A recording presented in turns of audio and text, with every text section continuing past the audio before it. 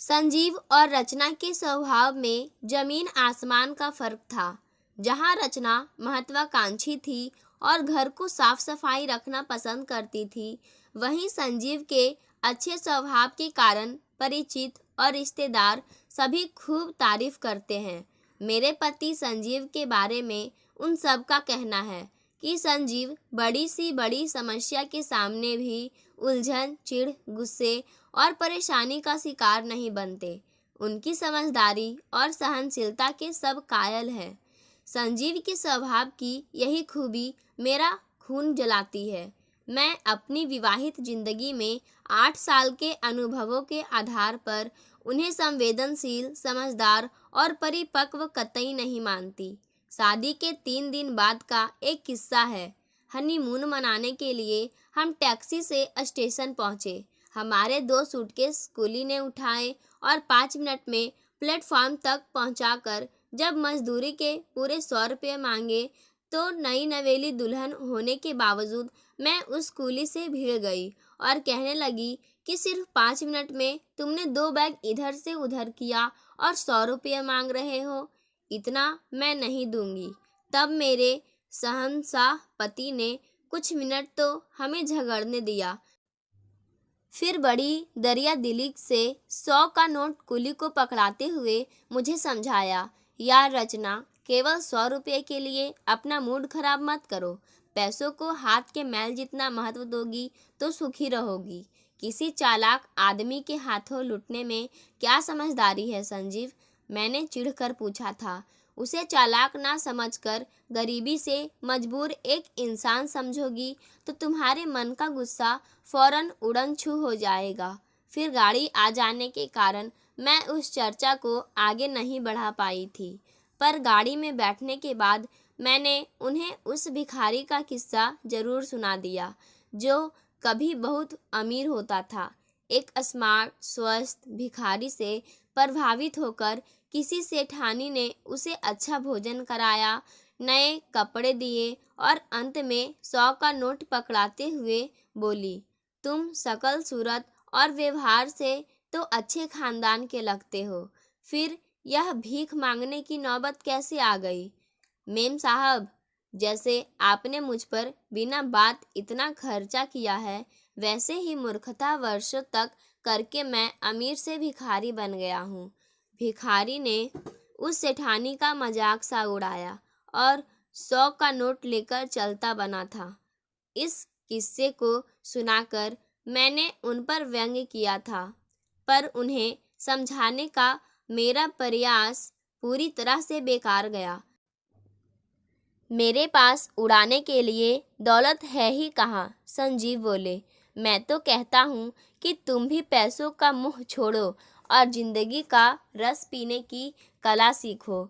उसी दिन मुझे एहसास हो गया था कि इस इंसान के साथ जिंदगी गुजारना कभी कभी जी का जंजाल जरूर बन जाएगा।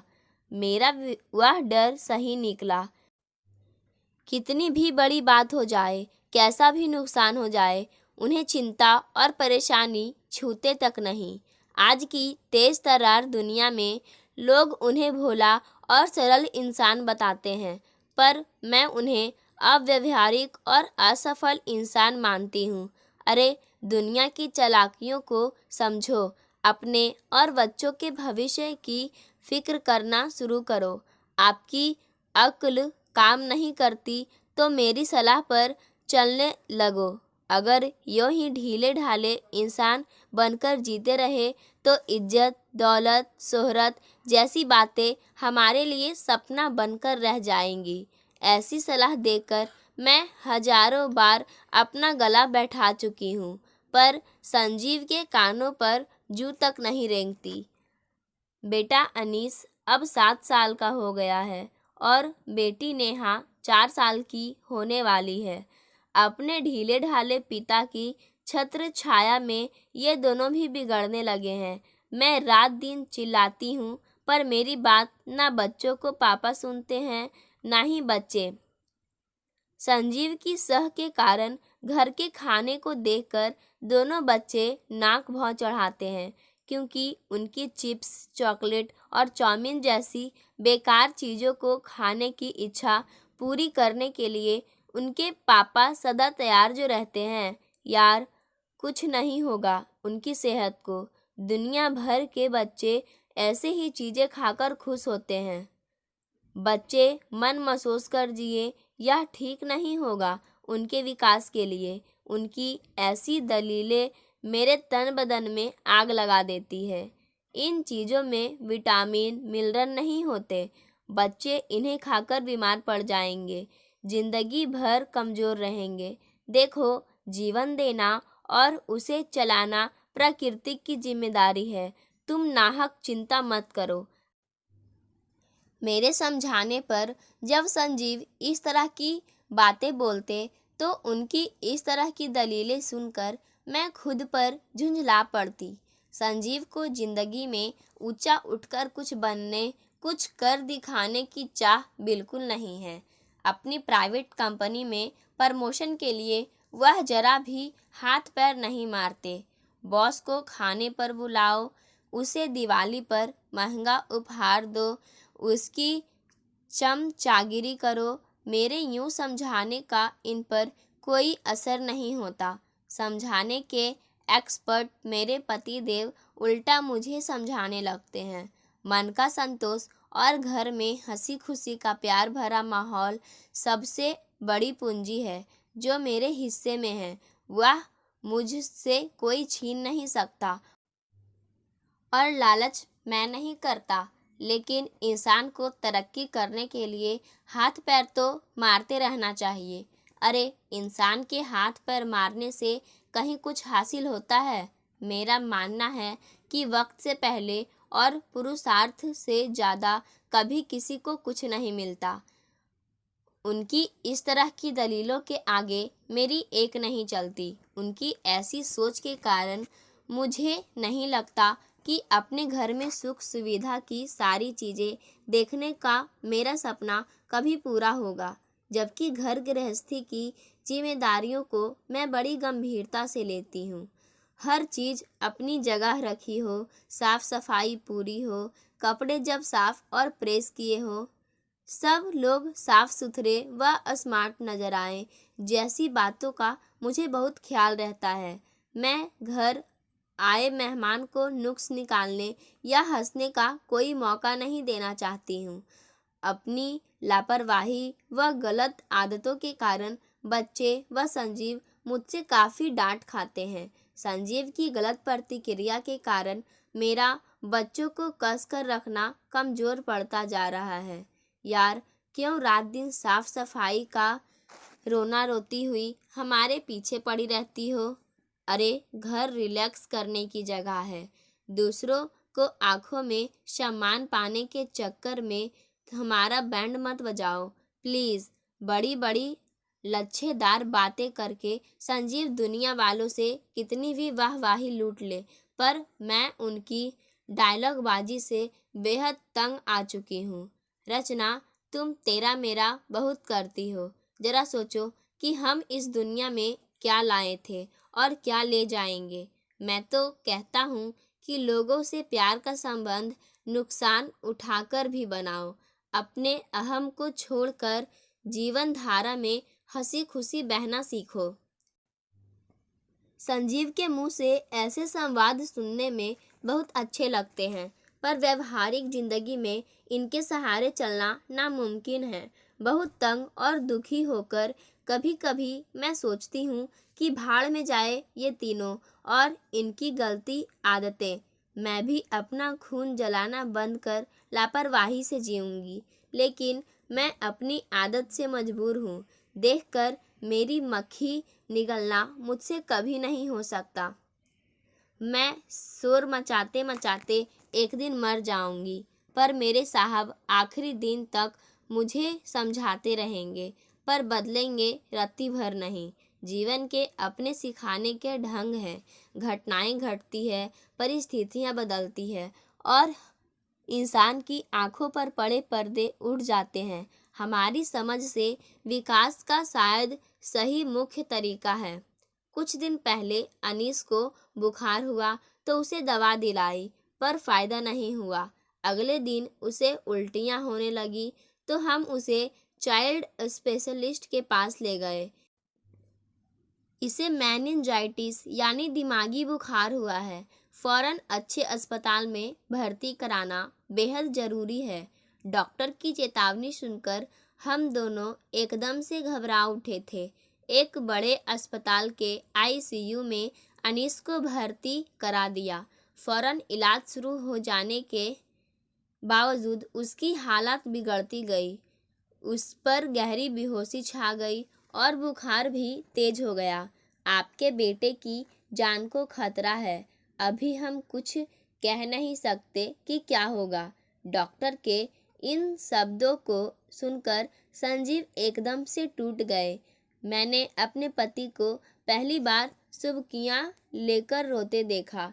चेहरा बुरी तरह मुरझा गया और आत्मविश्वास पूरी तरह खो गया। अनीस को कुछ नहीं होना चाहिए रचना, उसे किसी भी तरह से बचा लो। यही बात दोहराते हुए वह बार बार आंसू बहाने लगते। मेरे लिए उनका हौसला बनाए रखना बहुत कठिन हो गया। अनीस की हालत में जब 48 घंटे बाद भी कोई सुधार नहीं हुआ तो संजीव बात बेबात पर अस्पताल के कर्मचारियों, नर्सों व डॉक्टरों से झगड़ने लगे। हमारे बेटे की ठीक से देखभाल नहीं कर रहे हैं ये सब। संजीव का पारा थोड़ी थोड़ी देर बाद चढ़ जाता। सब बेफिक्री से चाय पीते, गप्पे मारते यूँ बैठे हैं मानो मेले में आए हों। एक आध पीटेगा मेरे हाथ से तो ही इन्हें अक्ल आएगी। संजीव के गुस्से को नियंत्रण में रखने के लिए मुझे उन्हें बार बार जब वह उदासी, निराशा और दुख के कुएं में डूबने लगते तो भी उनका मनोबल ऊंचा रखने के लिए मैं उन्हें लेक्चर देती। मैं भी बहुत परेशान व चिंतित थी, पर उनके सामने मुझे हिम्मत दिखानी पड़ती। एक रात अस्पताल की बेंच पर बैठे हुए मुझे अचानक एहसास हुआ कि अनीस की बीमारी में हम दोनों ने भूमिकाएं अदल बदल दी थी। वह शोर मचाने वाले परेशान इंसान हो गए थे और मैं उन्हें समझाने व लेक्चर देने वाली टीचर बन गई थी। मैं ये समझकर बहुत हैरान हुई कि उन दिनों में बिल्कुल संजीव के सुर में सुर मिला रही थी। मेरा सारा जोर इस बात पर होता कि किसी भी तरह से संजीव का गुस्सा, तनाव, चिढ़, निराशा या दूसरी छट जाए। 4 दिन बाद जाकर अनीस की हालत में कुछ सुधार होने लगा और वह धीरे धीरे हमें व चीज़ों को पहचानने लगा था। बुखार भी धीरे धीरे कम हो रहा था। अनीस के ठीक होने के साथ ही संजीव में उनके पुराने व्यक्तित्व की झलक उभरने लगी। एक शाम जानबूझकर मैंने गुस्से भरी आवाज़ में उनसे कहा, अनीस ठीक तो हो रहा है, पर मैं इस अस्पताल के डॉक्टरों व दूसरे स्टाफ से खुश नहीं हूँ। ये लोग लापरवाह है, बस लंबा चौड़ा बिल बनाने में माहिर है। यार रचना, बेकार में गुस्सा मत हो। यह तो देखो कि इन पर काम का कितना जोर है। रही बात खर्चे की तो तुम फिक्र क्यों करती हो। पैसे को हाथ का मैल उन्हें पुराने सुर में बोलता देख मैं मुस्कुराए बिना नहीं रह सकी। मेरी प्रतिक्रिया गुस्से और चिढ़ से भरी नहीं है। यह नोट करके मेरे मन का एक हिस्सा बड़ी सुखद हैरानी महसूस कर रहा था। अनीस 15 दिन अस्पताल में रहकर घर लौटा तो हमारी खुशियों का ठिकाना नहीं रहा। जल्दी से सब कुछ पहले जैसा हो जाने वाला था, पर मैं एक मायने में बिल्कुल बदल चुकी थी। कुछ महत्वपूर्ण बातें जिन्हें मैं बिल्कुल नहीं समझती थी, अब मेरी समझ का हिस्सा बन चुकी थी।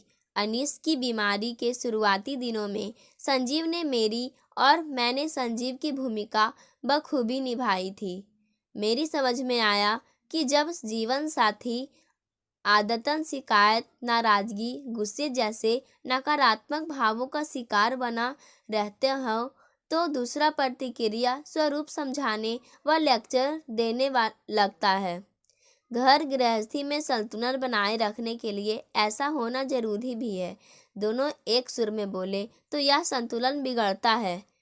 अनीस की बीमारी के कारण मैं भी बहुत परेशान थी। संजीव को संभालने के चक्कर में मैं उन्हें समझाती थी और वैसा करते हुए मेरा आंतरिक तनाव, बेचैनी व दुख घटता था।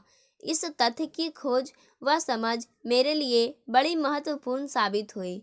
आजकल मैं सचमुच बदल गई हूँ और बहुत रिलैक्स व खुश होकर घर की जिम्मेदारियां निभा रही हूँ। संजीव व अपनी भूमिकाओं को अदला बदली करने में मुझे महारत हासिल होती जा रही है और यह काम मैं बड़े हल्के फुल्के अंदाज में मन ही मन मुस्कुराते हुए करती हूँ। पाठकों, आज की कहानी यहीं समाप्त होती है। धन्यवाद।